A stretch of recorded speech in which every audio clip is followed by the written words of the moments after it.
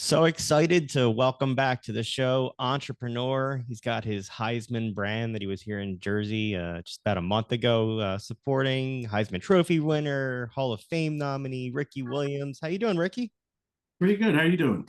We're living the dream. We're getting to talk to you, so life is good. Talk about how exciting this time is for you. You got Texas in the college football playoff. What's this like for you, man? To be honest, I'm not really a huge sports fan. So Not anymore. when I was a kid, I was a sports fan, but I think once you become an athlete, there's some athletes that are still fans, but uh, yeah, sports is part of me. I feel like I'm more of a coach than a fan. Um, but it's great that Texas is back in the playoff. Um, it's great for the program. I'm definitely always be a Longhorn. But honestly, I think at least for me, most entrepreneurs are so busy like working is they don't really even have the time or the extra energy to to follow sports. At least for me, I follow sports and my team loses. It's like, ugh, right? It takes me a couple days to get back on track. And so um, yeah. So I enjoy sports, but I don't really get excited about it so much anymore. We had a bunch of questions for you, but stuff happened in the news that we had to ask somebody of your caliber of athlete about. I don't know Mhm. if you followed this, but Woody Johnson, the owner of the Jets, Mhm. apparently he nixed the trade because Jerry Judy had too low a Madden score. Did you have a Madden score? And You was, ever pay was it, attention to that? Of course, anyone that plays Madden, of course, pays attention to the Madden score, right? Because we can joke about it, but Madden is huge, and right, the tagline, "It's in the game, it's in the game," and not that it's to say all be all, and not that they're superior to NFL scouts, but it Right. is a like for an owner who's not all the way in touch. It's not a bad measurement to say, right? What is the world? What does the football world think of this player? Mhm. So did you ever like pay attention to your Madden rating and disagree with them at times? I think everybody unless you're a 99, you better disagree with the Madden rating. But right, it's like going to the doctor, right? And the doctor tells you something, and you're like, actually, I disagree because we know ourselves better than the doctor, better than the EA Sports raters. We know ourselves better, and especially it's subjective, right? We know our potential. They only know which part of our potential we've been able to manifest consistently, and that's what they go on. We've seen so much changing in sports in the last few years, be it college sports or pro sports. And it kind of seems like you were on the leading edge of a lot of these things way before your time. We can talk to cannabis use in a little bit, but I'm talking about the personal care and mental health and yoga side of athlete care and the brain health that they're focusing on. Can you talk about what you're seeing as somebody who went through it at a time where that wasn't spoken about as publicly it is as it is to what you're seeing athletes do now? Yeah, I think it's great. I was ahead of my time. Um, but to me, if you're doing something and right, there's something in your heart or in your head that's saying something about this just isn't right. And typically when we hear that voice and we say something and people look at us like we're crazy, most of us just shut up and say, well, I guess we have to deal with it. But the reality is over time, right, the cream always rises to the top. The truth always comes out. And the truth about football is a very difficult sport. And if they don't do a better job taking care of the athletes, the sport's not going to last. And a lot of, especially the owners, but it's huge, right? The stakeholders in the NFL there's so many of them and they make so much money that if they want this gig to keep on going, right, eventually they have to start prioritizing players' health. And from my perspective, what really pushed this conversation is the players finally starting to prioritize their health. And I think that's been the biggest shift, right? To me, underlying it has been leverage. Because when the sport was only about money, right, then whoever had the money had all the leverage. Well, now that the players are starting to speak up and not give so much weight to money, but pay more attention to quality of life, right? It's a big difference. It's a huge difference. And that's what I'm most proud of, is that I've helped push the conversation to, well, not only the owners, because the only reason the owners are paying attention is because the players are finally starting to say something. You know, you talked about empowerment, specifically player empowerment. Go back to even college. Look at the difference between when you were playing in college and the way the student athlete has power now. And the NIL, the portal, how would the world have been different for Ricky Williams and the players that you played with if the portal existed and NIL existed back in the day? Well, I mean, obviously there's the money side of it, but it's hard to answer those questions because we go back into a time where really we weren't ready for it, right? That's probably why it didn't exist. And we are ready for it now. And to a certain extent, when I went to college, I signed a Major League Baseball contract. So it wasn't NIL money, but I got 6 figures from the Phillies and I had leverage. I wasn't a scholarship player, so I could do whatever, pretty much could do whatever I wanted. But that's the big thing, and I think it's probably gone too far leverage. I think in order for any relationship to work, it's got to be an equal partnership.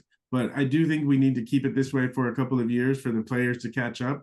Because when I was playing, right, there was so much power that the coaches had over us that we were stuck. And I'm glad that it's swinging the other way, but hopefully it balances out in the next decade or so. You're somebody who said that you also would have gained valuable business experience about how to handle money, which might have prepared you more for the NFL. I was just wondering if you could talk more about that because I found that an interesting angle of it all.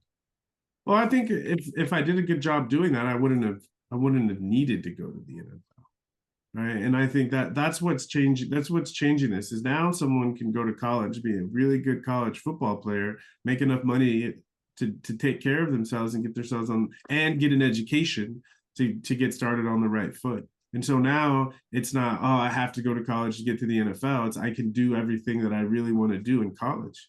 And I look back and I say the biggest difference for me is if there was NIL, I'm not sure I would have gone to the NFL. And if I did, I wouldn't have gone right away. I might have taken it. I might have taken a year or two to spend all that money to have them, because the whole point of being young is to have experiences. And if all your experiences are contained within a football field, right, it's great, but it's not very holistic. As you were saying that, as you were talking just now, I'm sitting there thinking, because you mentioned the Phillies, and last time you were on, you talked, I think Jimmy Rollins was one of your teammates in the minor leagues. If this were It's a Wonderful Life and you could go back in time and change things, if you had that NIL money, do you think that you would have ended up playing in the NFL? Would you have made more of an effort to play Major League Baseball instead? Would you have done things differently? I know it's a hard hell question yeah, to hell ask. it's not a hard question. It would have been hard if you asked me when I was 21, but it's really easy to answer at 47. Yeah, I honestly, that's what I probably would have done. I would have said, I'm gonna let my body heal, take a little break from football, and really give baseball a shot. And with that NIL money, I would have been very comfortable, and I would have had options. So yeah, my life definitely would have been different because it would have allowed me to create a different narrative. Because the only narrative we had then is go to college, get to the NFL, and make it. And if you do the math, right, a good NFL career is 10 years, right? You're starting in your 30s. Whereas with the NIL money, guys can get a quicker start. And if the NFL becomes a choice, not this is the only avenue I have to make money. You've voiced some concerns about sort of the school side of education with NIL. How do you think that will impact everything? Like, I don't know. If somebody gave me a lot of money, I don't know that I would go to class. Now, in fairness, my parents would say I didn't go to class anyway and I had no talent. But Yeah, you're somebody with a lot of talent who has a future and is getting money. What's the challenge to get that education while you're being treated as a professional? I mean, I think technically it's you have to stay eligible, right? But there's ways around that, especially when you're transferring schools and you can get creative with what you drop and all that stuff. Um, so honestly, I could be idealistic, but I've given up on that, right? It's not about education, it's about money. And that's perfectly clear. If the guys want to get an education, they have the opportunity, they have the support system. But come on, you know. Do they? I mean, even when you were playing, did you feel that the support system? There's no doubt. If you want to be a good student, I'd say a student that's not an athlete and a student that's an athlete, yeah, we have more time that we have to spend training, but the amount of support we have to do well in school, it's through the roof. Even when I went back to Texas as a 35-year-old, I had a tremendous amount of support to help me do well in school. Go ahead, Jeff. We saw how hard you worked at your craft and what a toll it took and what you needed to do to get just even college to get where you got to win the Heisman. Mm-hmm. If the portal existed, or let me ask it a different way. We've talked to a lot of athletes about the portal, and athletes that are old school athletes often talk, and also athletic directors often talk about it's made it so easy for student athletes not to compete, that the second they don't get the starting job, that they look for greener pastures. Do you see that? Have you talked to younger athletes about it? Do you have an opinion on what's happened as a result of the portal and whether or not it's all good or there is a detriment to it? Well, I mean, of course, the coaches and the administrators are going to say that because they don't want the good players to leave. And when you're young, even when you're old, but when you're young, you're very susceptible to the idea that the grass is greener. Okay, I can say that, and then I say ... And if you look at the Heisman Trophy winners for the past several years, okay, at least the finalists, and I go to the Heisman Trophy ceremony every year, and I get confused. What school? Well, they were what? Right? 70. I'm told so. Right, the grass isn't always greener, but based on again what I see at the Heisman, sometimes it is. And I will say, right, even when you're not playing a sport and you're going to college, right, and you're going through the process, they say match and fit, match and fit, match and fit. That's what you're looking for. Mm-hmm. And sometimes in the recruiting process, you get to a place that's not a match and fit, and to have the flexibility to find a place that is, I'm all for that. But I mean, but the downside is, yeah, guys won't have to compete as much. For some guys, that'll be great. For some guys, they'll just keep hopping around and never really find a place they stick. Makes me feel better not that I don't know who's where when a Heisman Trophy winner is saying the same thing. I wanted to talk to you about that. Running backs used to win that thing regularly. Now all of a sudden, you guys can't catch a sniff. Austin Genty had an amazing year. Travis Hunter wins the award. What's it like for you to welcome him into the small fraternity that you're a part of? And what's going on? Why don't running backs get the honor that they deserve at this point? Well, the trophy can only go to one person, and it goes to the best athlete. And so part of it is you can have a great year, but if there's other guys around the country having better years, it doesn't work out. I think of my junior year, I didn't have the numbers that Ashton Jinty had, but I led the nation in rushing and scoring. I didn't even get an invite, and I was crushed. But then I looked at the guys ahead of me, and I was like, okay, those guys had monster years on better teams. And Ashton put up crazy numbers. He proved that he was could lead his one player could really lead their team to a bye in the college football playoff. That's impressive.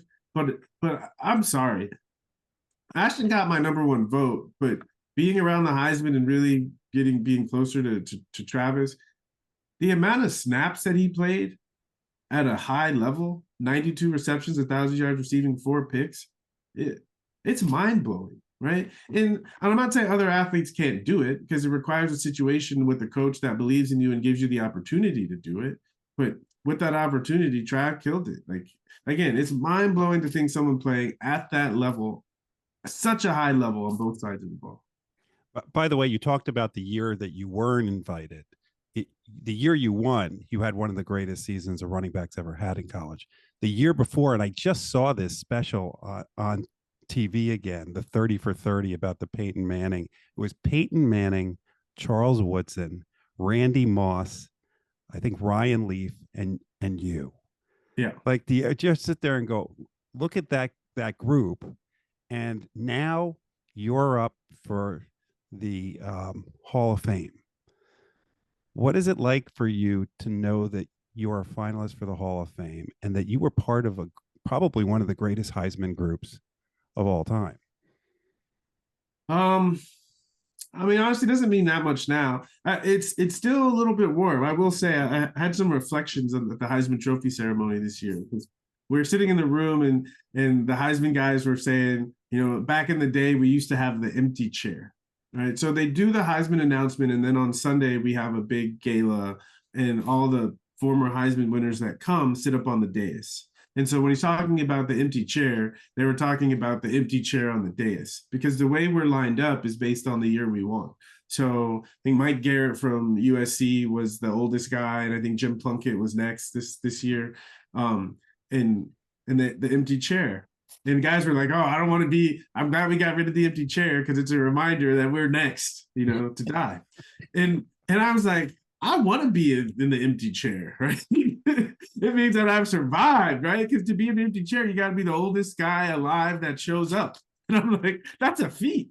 Because right, because there's something like I was thinking about, right? When I'm 80, if I make it that long and I'm limping in my wheelchair, right? That I have one place I can go every year where they'll push me down the aisle and everyone will cheer and I'll get to watch my highlights for a couple of seconds. I was like, that to me, that's the most beautiful part of being in this fraternity, right?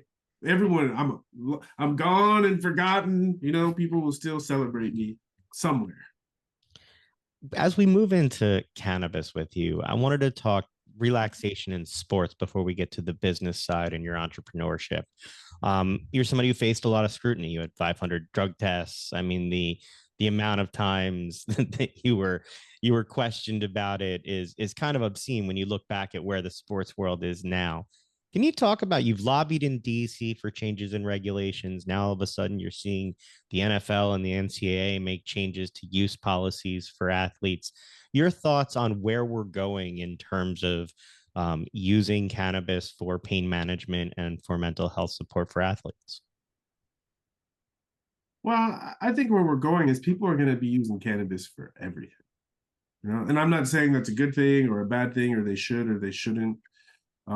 But it's going to keep on growing. You know, if you think about, you know, watching a sporting event or even driving in a populated city, right? How many billboards and commercials and ads there are for alcohol, you know? And we could say, right, that cannabis is related to alcohol, except cannabis can do so much more. So I think we're gonna see it grow a lot, and as we do, as more people get over the stigma and have their own experience, we're gonna find out other things that cannabis can help with. And I think in my job in the advocacy, I feel is to keep the perspective and to keep the attitude in that direction of how can this benefit me, because everything we've been told, you know, up until 15, 20 years ago was that this is the worst thing you can do. So our perspective now is, even when people advocating, it's not as bad as we were. Okay, that's fine. It's not as bad. But to me, the question of anything in our life is how can it add to the quality of my life? And if we approach cannabis that way, right, we'll be really clear about how it makes our lives worse, and we can become really clear on how it can make our lives better. And from that perspective, we can start to make choices, more empowering choices. And I think the people, my personal experience, right, you talk about relaxation. If you're not doing anything, what do you need to relax for? Right. And so I hope the future of cannabis is not about talking about the cannabis, it's talking about what are you doing that requires you to relax. And right, which brings us to entrepreneurship, brings us to football. These things are really hard and really stressful, right? There's opponents and obstacles that you have to figure out that drain your energy, that make you tense and tight and stressed. And if you don't have a way to get untangled and open your mind and relax and get inspiration, you're not going to make it, right? And when I say not going to make it, I'm talking about quality of life. I see all the retired football players who were popping pills and drinking, right? Their quality of life sucks, right? Compared to the other guys who found healthier, more holistic ways to take care of themselves and to recover. Well, you seem like you're in such a good place for this part of your life, considering what you just said, where a lot of retired athletes end up. Was it frustrating to you when you were playing to deal with the comments and the stigma? And is it now do you look back and say, you know what, I was right? And do you hear from other people who say, you know what, Ricky, you were right? Honestly, it wasn't frustrating because I believed the stigma. So I didn't have the clarity now of feeling like I was so much in the right. It was more like, I'm just in trouble all the time. And, I got used to that at a relatively young age, but after I retired and I started to see that more people were advocating for cannabis and the conversation around cannabis was changing, then I realized I was ahead of my time. But it took a while. It took a while. So I wasn't frustrated. I just was always in trouble. And like I said, I kind of was used to that. Jeff mentioned it just seems like you're in a good place here. I saw you say you've learned more, you're more thoughtful, you're more insightful, and more sensitive than you were allowed to be as just a professional football player. How does that holistic view of the world for you, of your life, help you in all these next steps that you're taking? You're in astrology, you're in cannabis, you still go back to the Heisman, and you get to experience all of these things that you earned. Yeah. Um, I think I get to be in a place of appreciation for everything. And I think that's the biggest difference. I see people, man, people complain so much, right? And I live a life where I don't have anything to complain about. You know? And again, that's not like there's nothing to complain about, but that's just my perspective is, right? And part of football, right? If you got someone and you can't block them or you can't figure it out, right? I was watching a show the other day and it was talking, it's a martial arts show and it was talking about warriors. And it said, warriors, you learn, right? Either you learn or you die. So that's one of the gifts of football, right? You got to figure it out, right? Or you're not going to be there. You're not going to be around for long. And so whether it's, my kids yelling or my wife's mad at me or something's going on in the business, right? My attitude is, I got to figure this out. And football has taught me to have joy in figuring out how to do difficult things. So all I keep hearing is he could have been a Philly. And I guarantee you that a large part of our audience is going, he could have been ours. He could have been a Philly. I could have been an Eagle, right? I was sitting I was sitting in the draft room when the Eagles had a pick, and Donovan McNabb had a wonderful career. So but he didn't have a wonderful night. We wanted you as an Eagle. There were plenty of people. I feel bad for Donovan for how it was received, but I mean, we wanted you as anything here, a Philly, and we wanted you in Philadelphia. So that would have been cool. That would have been really cool. That would have been really cool if I got to be an Eagle and a Philly. How did they break the news to you? By the way, hey Ricky, Dick had just traded all of his draft picks for you. He's done tonight. I was at the draft, so I saw at the same time everyone else saw it. So how they broke it to me was, well, first I knew something was wrong because I thought I was going to the Colts because Colts had the fourth pick, and the Colts drafted Edgerrin ahead of me. And so after that, I was like, I just started spinning, and I was like, well, who cares what happens next? I was like, I wasn't even the first running back taken, and then right after that, Dick had made the trade, and the rest is history. Was it fun playing with him? With Ditka for that 1 year? I can't say it was fun. The 3 weeks in training camp before I got hurt were fun, but I spent that whole year injured, and so it's hard to have fun playing football when you're hurt. Well, look, I mean, we love getting to talk the journey, even though the struggle that you went through to get there, but to see where you've come out on the other side is always, I feel better after we talk to you each time. So we're going to wish you continued success, whether it's with the Heisman brand. Where can we get that? That's in stores in Jersey now, right? It's in Jersey. Yeah, we got our hit sticks in Jersey. There you go. Yeah. We'll have to get out to do that. We'll launch. Yeah, we'll launch. We launched in Pennsylvania 2 years ago. We're going to relaunch this upcoming year. So we'll be back. If you come to the area, we'll have to, Jeff, you're on mute. Yeah. Before you go, I do have one more question. Who came up with you have the best name for a business considering your background ever. Yeah. Jeff's was that you who said, I got it, Heisman, or did somebody come to you and did you just like grin from ear to ear? I think I was in Colorado and I was visiting a dispensary and someone was like, hey, can you sign your autograph on our autograph board? So I did. And I said, what do you want me to write? And he said, can you sign it Heisman? And I started signing. He's like, no, no, no, like H-I-G-H. And I was like, I started laughing. I was like, that's funny. And then I signed it that way. And a couple of years later, I started my first business in the cannabis space was a medical brand called Real Wellness.